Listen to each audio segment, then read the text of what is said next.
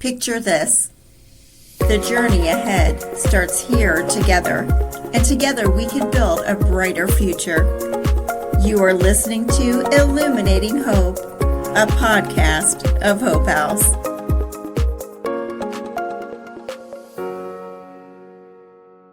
Welcome to Illuminating Hope. I'm your host, Tina Johnson, Manager of Community Partnerships, alongside my co-host, Marianne Matheny, CEO of Hope House. Together, we want to give a warm welcome to Detective Carolina Yeager. Detective Yeager was the 2019 recipient of Hope House Everyday Hero Recognition Award. Detective Yeager has been a Blue Springs police officer since 2007 and became the domestic violence detective in October of 2016. As the domestic violence detective, she works closely with Hope House advocates, providing them with necessary reports. She revisits high-danger homes, supports Hope House in coordinating community meetings, and works closely with the court advocate and program management. She has always been and continues to be easily accessible and ready to assist victims and Hope House staff at all times. Detective Yeager is a strong-willed and confident advocate of survivors of domestic violence and consistently exhibits that in all the work she does every day. Welcome, thank you for joining us today. I'm excited to talk with you about your experiences and just how the relationship with Hope House kind of started. And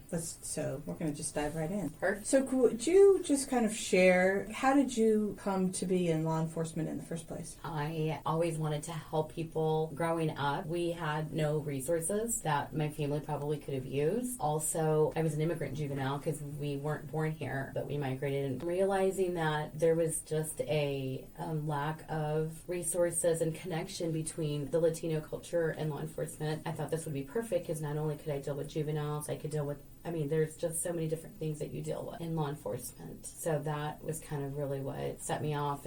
Started as a jailer in 2003, and I knew right then and there that this job, being a jailer, wasn't as challenging. And so I put in my application to become a law enforcement officer, and here I am. So being a jailer wasn't challenging? I No. would think that would be very challenging. I would too. Interesting. That's an interesting, yeah. It's not. You're kind of confined in one area, so you only reach the people that make it to the jail. So there's people that might necessarily not be committed to crime, so they didn't go to jail, but you're able to still connect with them, and that's what I wanted. I wanted to connect with so many different people, not just people that were coming into jail. So. And do I remember in 2016 then you became a detective? Yes. Is that correct? Do you want to talk a little bit about what you do in that scope? Oh my gosh. I put in for the domestic violence detective position, and just some of the things that I do is I connect with victims that are going through a difficult time. We do revisits, we do domestic violence for docket, which is a special docket that is specifically for domestic violence cases. We learned that in the past, municipalities would have dockets involving animal control, involving traffic, and that's embarrassing when you're dealing with this type of stuff. So, and this is already stressful type of incident, so we wanted to dedicate that. We investigate cases that get assigned, whether they're a city case, a state case, when it comes to domestic violence involving, intimate partners or family members, because that's also considered domestic violence. But we're basically out there trying to give resources, and we work really well with Hope House. So they're amazing. I didn't realize how deep that they help our victims and how well they know this world. Domestic violence is a whole world, and they know this world back and forth. And I'm telling you what, it's like leaving your kid with your mom. You feel so good and safe. So knowing that I connect a victim with Hope House is kind of like leaving my kid with my mom. I feel good about it, knowing that they're in good hands and they're going to take it from there. That is amazing. We have some of the best court advocates and caseworkers and therapists I think that I've ever known. So I agree. Yeah, it's an honor actually to work here with them. I'm curious about just what you think the reception has been with your department around having a dedicated detective working on domestic violence, working with Hope House. Do you feel like that's always been accepted, or was there some period of time where it took to get the rank and file, get everybody on board with it? Or my experience has always been really positive with my police department and their support in this role and what we do, because it takes a village, and I have amazing coworkers that will pick up where I've left off, but I never experienced any problems, or this is probably one of the reasons why I put in for the domestic violence position because I knew, how much it was supported. And I wanted to be a part of that team. I wanted to be the one that people call when they need something. I wanted to be the one that, even if we didn't, fall through and press charges, even if that didn't happen, at least they had somebody that they could contact, they felt safe with. I tell them all the time, I tell victims all the time, it's okay if you're not ready, that's fine, I respect that. You have my number, you have my contact information, no matter what you want, you can call me. I wanted to be that person that they could call in their time of need or whenever they felt they needed. Do you think one of the things that we get asked a lot is, what is domestic violence? How does it happen? And who does it happen to? And there tends to be a misconception or a myth that it only happens in certain areas, that it doesn't, if you live in the suburbs, it doesn't happen. If you're a certain socioeconomic status, it doesn't happen. Have you, as the detective, the domestic violence detective, have you come across those kinds of myths that you've had to educate people on? Or do you feel like the people that you've encountered, whether it's a victim or just, somebody in the community, do you feel like people are understanding domestic violence better than they did before? I think that they are, maybe have a little bit more grasp because, growing up, you didn't talk about domestic violence. It was a big deal. Obviously, the woman with the bruised eye comes to my mind, and you would be like, oh God, and there was always that cliche that the victim would say, oh, I fell and hit the door, or, it's just always something like that. So I do feel like they're more educated, but maybe it's just because I'm in the domestic violence world, and so this is what we do, is we educate and provide knowledge. In our police department, we do have a domestic violence packet that we provide victims, but you also have the internet. There's that resource. There's, you have podcasts, you have, there's Netflix, Hulu there's a good movie that portrays domestic violence. I think it's The Maid. Oh my so God. Good. It literally, if you do not understand domestic violence, I need you to watch that. Absolutely. I think every police department should watch that for that reason, because that is domestic violence. This poor woman tried to get away from this abuser, and then in the end ended up going back because of need. And so domestic violence is so many symptoms. I say that it's a pandemic without a shot to fix it. So excellent definition, definitely. What do you look for to escalate any kind of charges when it comes to domestic violence? How do you build a case against an abuser? Well, in our police department, obviously for state charges, we do formal interviews with victims, and that will help if the initial police officer did not maybe ask some follow-up questions that will explain the injuries, or maybe get some clarification as to what happened. But all strangulations in our police department are 24-hour holds. What that means is if the abuser is on scene, they will get arrested, and we have up to 24 hours to present the case to the Jackson County Prosecutor's Office. And I have never not gotten charges on a 24-hour hold, nor have they ever said, no, we're not taking this. And we normally get it on, way before the 24 hours. So it's, again, a lot of teamwork, understanding that when this happens, there's protocol and procedure. So they'll call the on-call detective. We go out and make contact with the victim. That's our formal interview. And then move from there, determining what we need. If there's children present, we'll need to hotline that. And so getting them a referral to the Children's Protection Center is a must. And then they get interviewed by a forensic interviewer, which is somebody that specializes in interviews with children. We have medical, if they want to get medical attention, we get medical releases signed so that we can obtain their medical information to furthermore corroborate their story. But basically it takes interviewing the victim, the suspect, if there were any children present, any witnesses present, obtaining all that information, providing a police report, and a couple of documents that include a probable cause statement. We present that to the Jackson County Prosecutor's Office, and then they send that over to the judge, who's also on call. So you have your prosecutors who are on call, the judges who are on call. It's a team. And then we forward that information to the prosecutor's office. They forward it to the courts, and then we get a warrant back. Pictures get taken. Sometimes the biggest thing that we have right now is video cameras, indoor and outdoor. Everybody has some type of video security, which sometimes can make your case without. So you can use video, it's viable then. That is correct. Does it ever make a victim nervous because you are a mandated reporter? Does it make them nervous when you have to hotline their children? It does. Okay, how do you calm them? I explain to them, I throw everything out on the table because I don't want them to have surprises, and I want them to trust me. So I say, hey, part of our job is to report this. This is not against you, and if you have any issues, please let me know, because this is not to punish you.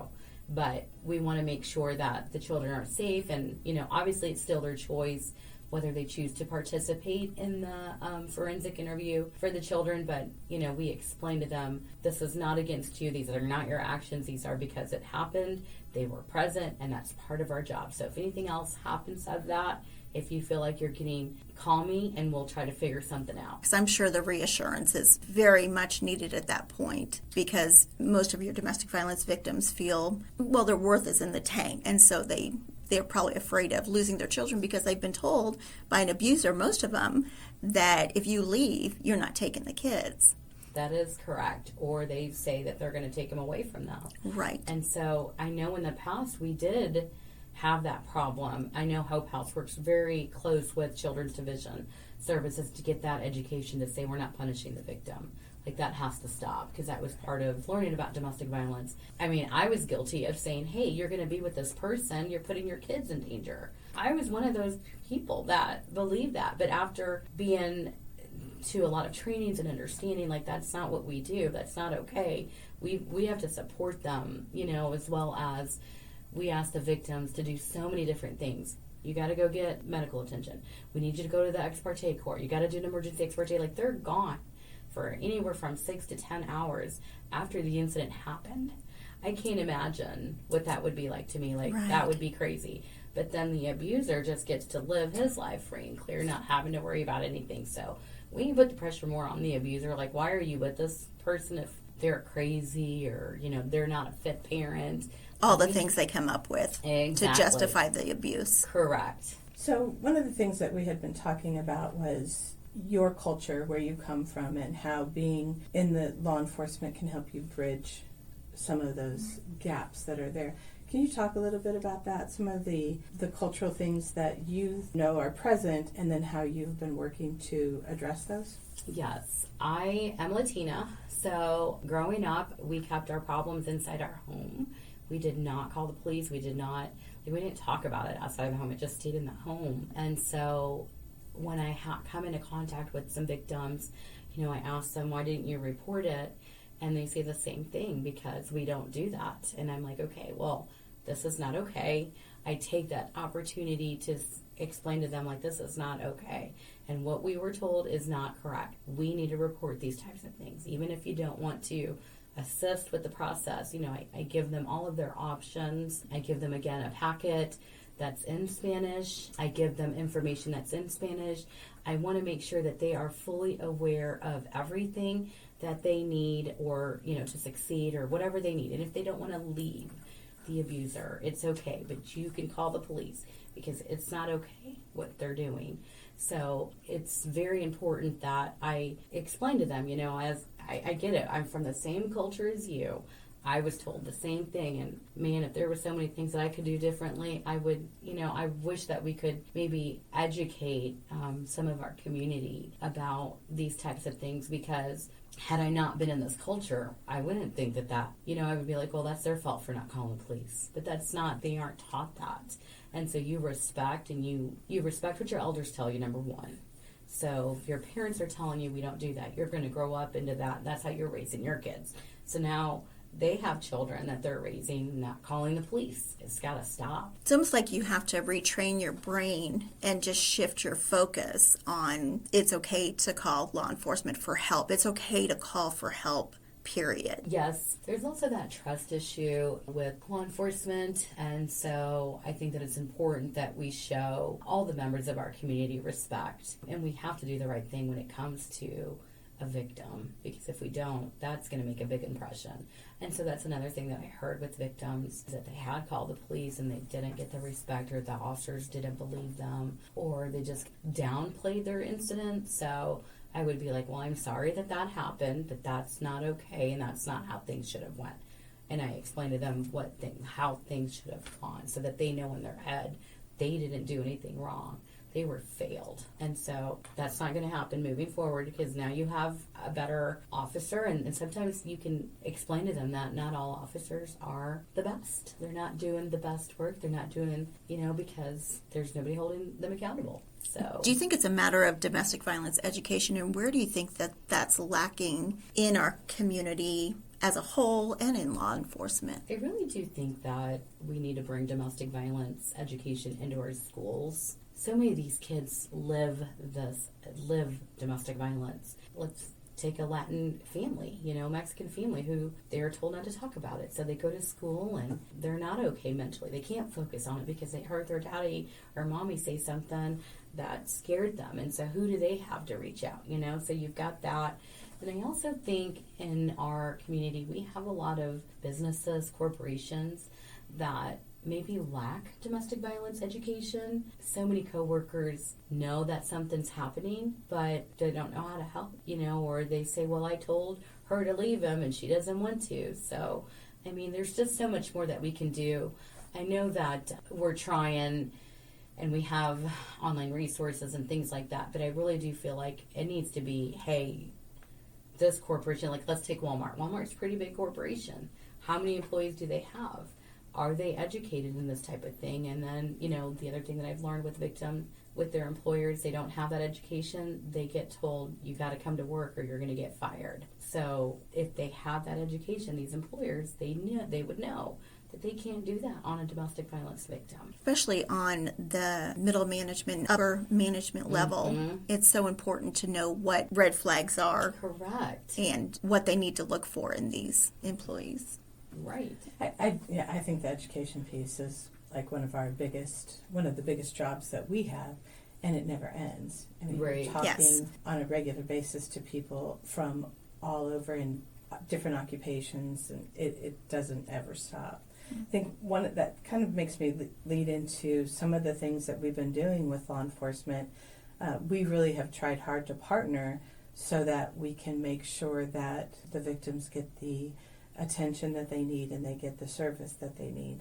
One of the things that we started and Blue Springs has been a part of for over a decade has been our lethality assessment. Lethality assessment is a tool that is used by law enforcement, asking a series of questions that are research-based, and then depending on how those questions are answered by the victim can really lead to a level of lethality if that person stays in the relationship. Can you talk about what impact that has had on law enforcement to be able to have that tool and its role in helping to educate the people who are experiencing the domestic violence? I think that form is probably one of the best forms that we have when it comes to domestic violence because it takes the guesswork from the law enforcement. The law enforcement is not the one making that decision. We're asking the victim, are these problems happening? And if they are, you automatically recognize, hey, these are major red flags that we're collecting. I'm calling you're going to die.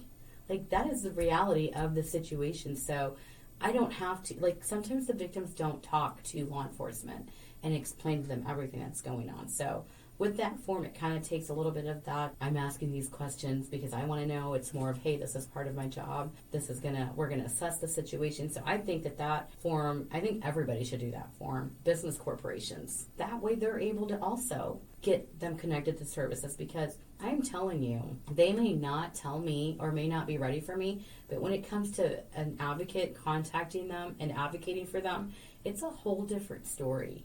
And their world opens up. They automatically know law enforcement is involved, someone's going to get in trouble. And they normally don't want to get that person in trouble, and I get that. But when it comes to connecting them with resources, which is what that lethality assessment form does, connects our victims with these resources, it opens up different doors for them. And I think that they're able to maybe not make a big leap, but just take little baby steps, which is what we need them to do, so that when they're ready to move forward or whatever it is that they want to do, they have that support and they know that they have that support. Leaving an abuser without any support is hard to do. They said it takes about 7 tries for a victim to leave their abuser. And so I believe that because, especially in the economy that we're living in right now, that's hard to do. And we're asking this victim to leave their comfort and everything, take their children and leave because they're not going to do it because they can't financially. And so with that lethality assessment, now they have something else that they can say, okay, I need to do something. That's a big deal to me. It's almost like going to the doctor and getting a diagnosis, you know what I mean? Mm-hmm. Have you witnessed the abuse getting worse once she finally decides or he finally decides to leave an abuser? Yes. Talk a little bit about the post-separation abuse that you've witnessed. Well, there's still court dates that are happening, and they are still being stalked, harassed, I had a case where a abuser contacted the victim's employer and said some derogatory things about them, or will post stuff on social media because that's now a thing and it's freedom of speech. It doesn't end. You would think that it would end. I know that I've contacted the abusers and said, look, you're ready to get in big trouble. Like, you need to stop. It doesn't stop. They don't care. They have nothing to lose. They've lost everything that they have worked for in their mind, and they've lost the power and they lost the control. And so when that happens, it makes you a different person. It changes. They can't stop. So we have to really take these things seriously.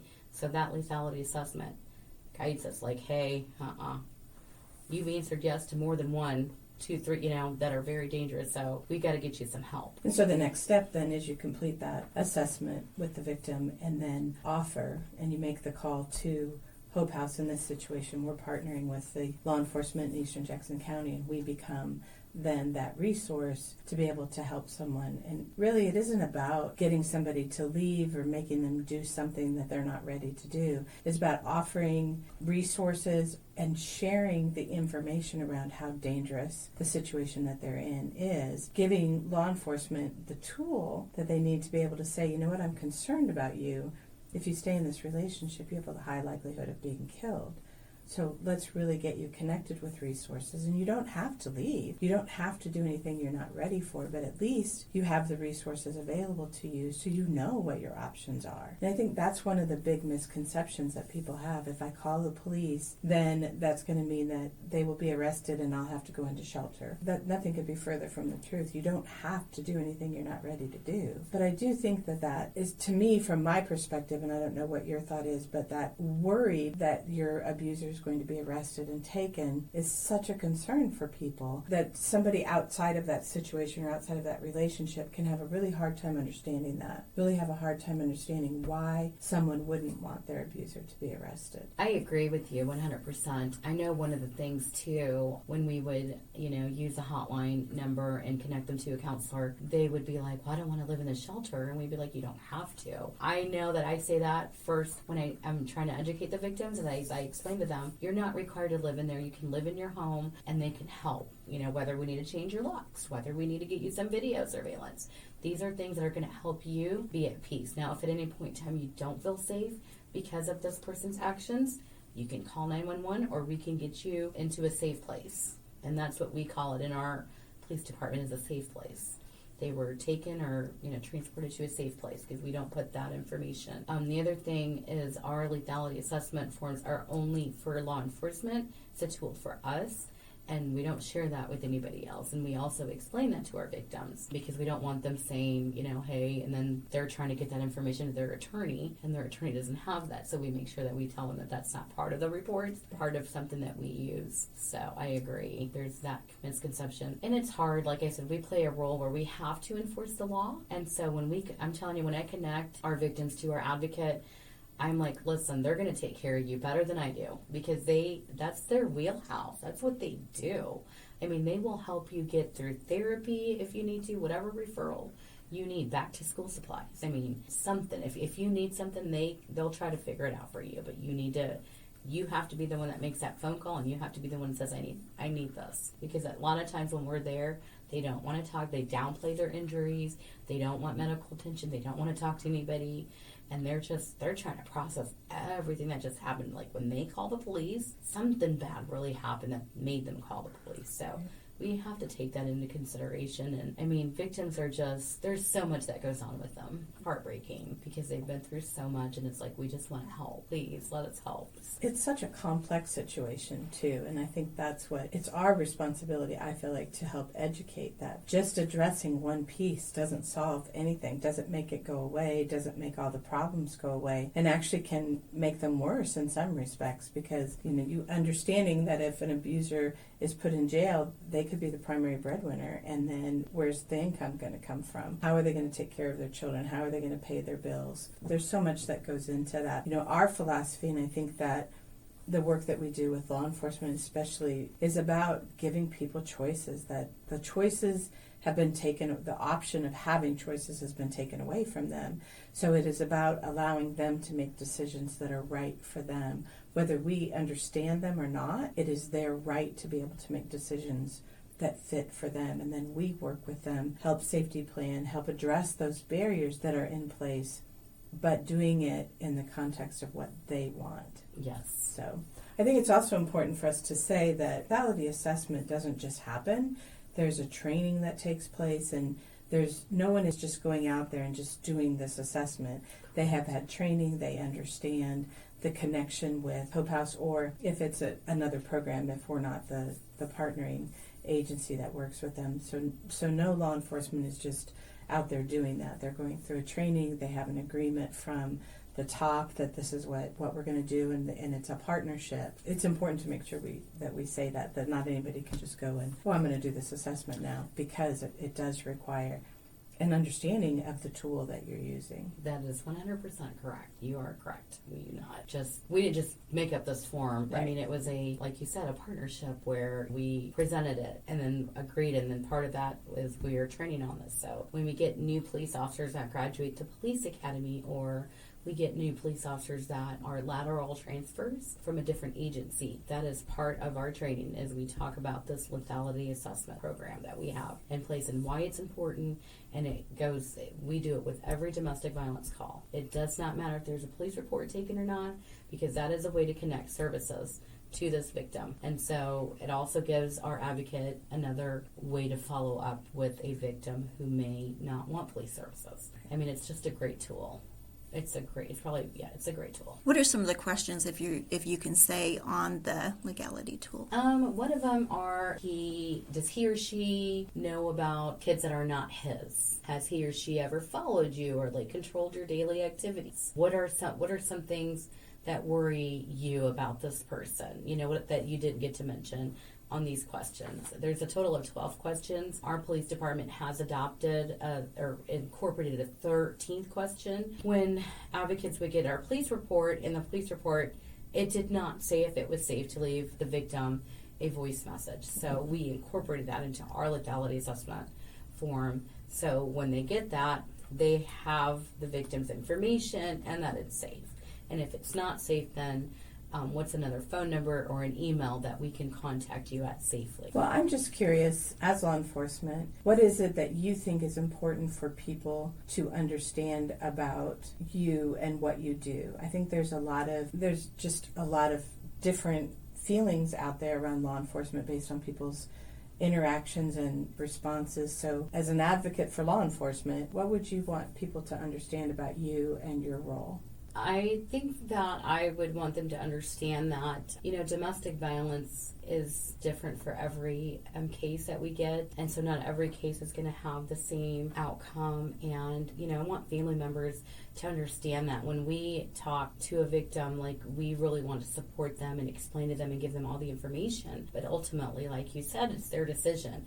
We have to go based on what they say. Now, if there's severe injuries, we're going to push for these charges to get presented to the state. After our case goes to the prosecutor's office, we don't have any control over it. We want to be there for that family member to get them all the support that they can, but ultimately, it's going to be up to them, and we just want these family members to know that we are trying to help their family member that's in a domestic violence situation, because it's so hard to start a victim at the very beginning and get them to the end of the finish line. It's so hard. So we're doing everything that we can. When we have a court docket, the day before we have a DV meeting with our advocate and our prosecutor, and when the advocate is not able to contact the victim, here I am calling, leaving messages, trying to get that connection. I mean, we're really trying to get them to that finish line, but we don't always get to. So we're here. I would advocate for this victim like it was my family member. I wouldn't dare want my family member to be dealing with this, and if they did, I want them to have somebody who is going to understand and support and have some empathy over their situation, because it's hard to say my significant other got arrested for abusing me, and telling that to your children, how do you move forward from that? There's so much shame from that, and just supporting your family, knowing that they may not always want to assist with prosecution, but be there for them, to support them. So don't call ridiculing them and saying, I'm not going to support you anymore, because that doesn't help us with their case. That kind of only complicates things, because when we're asking, do you have a safe place to go? And they say, well, my family's tired. And it's like, oh man, I'm sorry to hear that, because now they probably feel even more defeated. They're going to probably go back to that abuser, since they know they have no one else on their corner. So support your family. Know that this is what we get paid to do. Like, this is where we want to be at, obviously.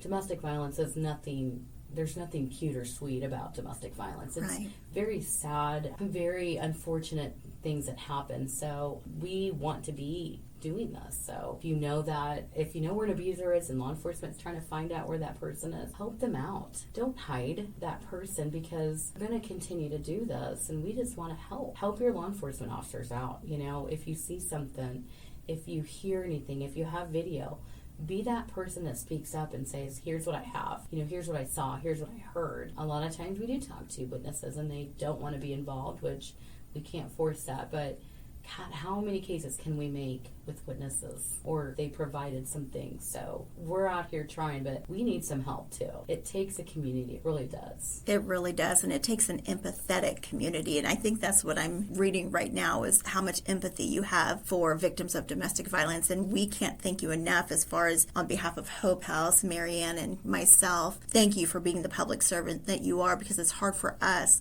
to reach those victims. Either call us or come through the police department, and we just so appreciate you guys. Well, thank you guys for doing what you do. You have the place, you have the food, you have everything that they need. You make it to where, I visited so many times, and every time I'm just like, I don't ever get bored of listening to them tell me about their safe places or shelters and everything that they do. It's just it's like, my God, why wouldn't we want to connect them with the victims? Like, you want to connect. It's a good team. It is a great team. It's a great team. Yes. And without community involvement, we couldn't even be here. Appreciate our community so much. Well, thank you so much. We just appreciate, like I said, the public servant that you are.